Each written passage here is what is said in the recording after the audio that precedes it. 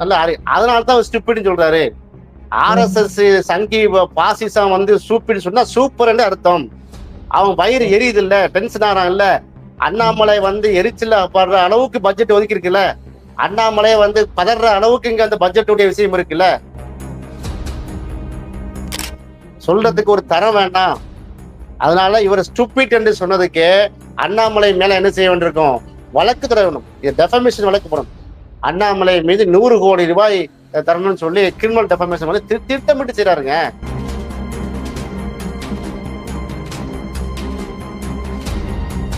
இவங்களுக்கு கொதிக்கிறாங்க. போனதுக்கு தப்பு இல்லைங்க. எங்களுக்கு இருமொழி கொள்கை தானே. எங்களுக்கு தமிழ்நாடு சட்டப்பேரவையின் விதியின் அடிப்படையில இருமொழி கொள்கை. நாங்க ஆங்கிலத்திலையும் போடலாம், ருபீஸ்னு 6 போடலாம், அது மாதிரி தமிழ்ல ரூ என்னும் போடலாம். நீங்க சுப்ரீம் கோர்ட்ல போய் வழக்கு தொடருங்க. ஈஸியா வந்து பிறமே பேசல, நாங்க ஜெயிச்சுட்டு போயிருவோம்.